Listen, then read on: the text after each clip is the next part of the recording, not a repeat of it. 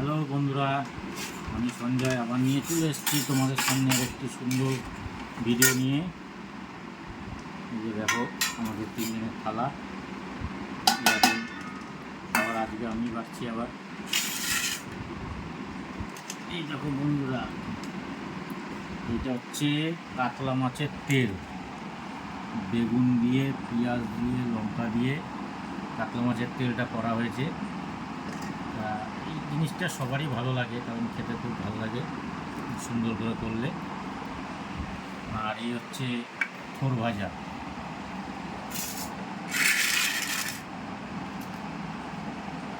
হচ্ছে সাদা ভাত। সব থেকে স্পেশালি হচ্ছে এই যে বন্ধুরা, ভোলা মাছ, সর্ষে ভোলা। দেখো কত সুন্দর লাগছে, বড় বড় একটু সাইজ আনা হয়েছে ভোলা মাছগুলো।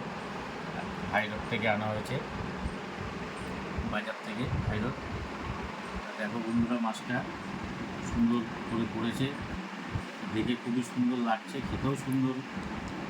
আমার মেয়ে খুব ভালোবাসে এই ভোলা মাছ খেতে, তাই ওর জন্যই আজকে স্পেশালি আনা। তো ভোলা মাছটাও ভালোবাসে। আর দ্বিতীয় হচ্ছে এই তেলটা খুব ভালো খায়, তেলটা, কারণ তেলটা খেতে খুব স্বাদ লাগে, বিশেষ করে একটু কাতলা মাছের ভালো তেল হলেই ভালো লাগে। তাই এই হচ্ছে আজকে রেসিপি। তা বন্ধুরা, তোমরা সবাই কেমন আছো? আশা করি সবাই ভালো আছো, আমিও ভালো আছি। আমাদের আশীর্বাদে, ভগবানের আশীর্বাদে এই ফেসবুক প্ল্যাটফর্মটা খুবই একটা এখন ভালো জায়গায় এসছে। সবাই সবাইকে হেল্প করো, সবাই সবাইকে সাপোর্ট করো, নাহলে একার পক্ষে কারোর এগোনো সম্ভব না। এটাই আমি বলতে চাই, যে কেউ হিংসা করো না। ছোটো আইডি, বড় আইডি, সবাই সবাইকে একটু হেল্প করলে হয়তো সবারই ভালো হবে।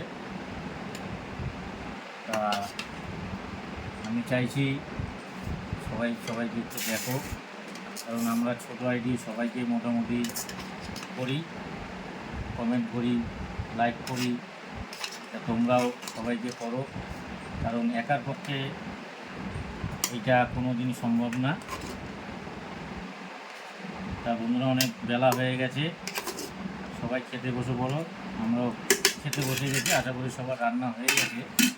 আমার রান্না তো দেখতেই পাচ্ছ কমপ্লিট হয়ে গেছে।